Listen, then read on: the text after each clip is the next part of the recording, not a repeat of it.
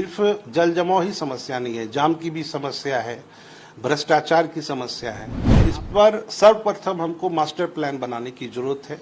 Expert की हम राय लेंगे, उसके बाद हम लोग उस प्लान के तहत एक ठोस निर्णय लेकर के और समस्या का जो समाधान होगा वो पूर्ण रूप में अस्थायी तौर पर होगा। पूरी उम्मीद है कि सहरसा की जनता इस बार बेहतर और नए विकल्प के साथ जाएगी। भ्रष्टाचार जो चीज है यह विकास के लिए बाधक है। सबसे पहले इसके जड़ में जाकर के इसको समाप्त करने की जरूरत है, लेकिन उसको कहीं न कहीं पैसे और पावर के बल पर उसको दबाया गया।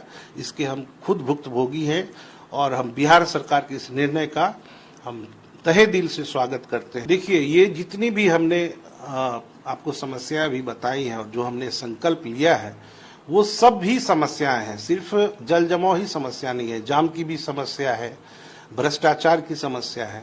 आपने कहा किस तरह से काम करेंगे हम लोग जल जमाव पे, इस पर सर्वप्रथम हमको मास्टर प्लान बनाने की जरूरत है। एक्सपर्ट की हम राय लेंगे, उसके बाद हम लोग उस प्लान के तहत एक ठोस निर्णय लेकर के और समस्या का जो समाधान होगा वो पूर्ण रूप में अस्थायी तौर पर होगा, ताकि इस समस्या को लेकर के हम लोगों को दोबारा बैठना नहीं पड़े। यही चीज है। दूसरा, जो आपने भ्रष्टाचार की बात कही सर, भ्रष्टाचार इस कदर मचा हुआ है नगर परिषद में।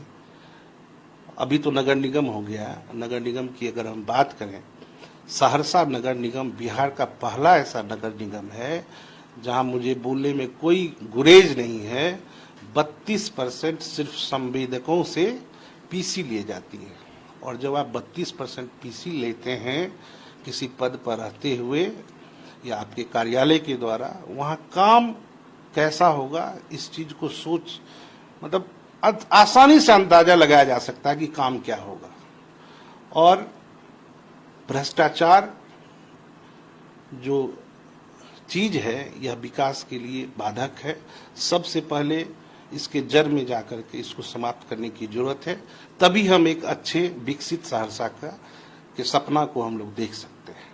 इस बार पहली बार हो रहा है कि जनता सीधे अपने प्रतिनिधि का, मेयर का चुनाव करेगी, तो आपको लगता है कि ये जो एक पहल है वो भ्रष्टाचार पर को कम करने के लिए एक पहल है, और जो खरीद फरोख्त होती थे वार्ड पार्षदों को, उस पर कहीं अंकुश लगेगा और इससे विकास जो है वो आगे की ओर बढ़ेगा सहरसा का? बिल्कुल, आपका जायज सवाल है सर। जो आपने अभी खरीद फरोख्त की बात की या अन्य भी बहुत चीजें हैं। पहले क्या होता था कि प्रभावशाली व्यक्ति अपने प्रभाव से अपने निकटवर्ती लोगों को, अपने परिवार के लोगों को जबरन मेयर और अध्यक्ष बनाया करते थे। और मैं आपको बताना चाहता हूं कि पिछले बार जो सहरसा नगर परिषद था उसमें हमने भी परिवर्तन की लड़ाई लड़ी थी। हमने शुरुआत किया था 5 वर्ष पूर्व ही, और हमें भी इस चीज में कहीं न कहीं पिसना पड़ा। सामने वाले लोग अपने पद का दुरुपयोग करते हुए, अपने प्रभाव का दुरुपयोग करते हुए हमारे जैसे संघर्षशील और नौजवान जो युवक थे, जो युवा थे सहरसा के जिसने की संकल्प लिया था कि सहरसा की बेहतरी के लिए हम नया नेतृत्व देंगे, लेकिन उसको कहीं न कहीं पैसे और पावर के बल पर उसको दबाया गया। इसके हम खुद भुक्तभोगी हैं और हम बिहार सरकार के इस निर्णय का हम तहे दिल से स्वागत करते हैं कि उन्होंने ऐसा निर्णय लिया। इससे अब जनता मालिकों के बीच शक्ति दी गई है और हमें पूरी उम्मीद है कि सहरसा की जनता इस बार बेहतर और नए विकल्प के साथ जाएगी। ये थे नितेंद्र प्रताप सिंह ने, जिनका कहना है कि वो 7 संकल्प के साथ चुनावी मैदान में उतरेंगे और उनको पूरी उम्मीद है कि सहरसा की जनता उन्हें मेयर का पद देके उनकी लाज बचाएगी और सहरसा की लाज बचाएगी।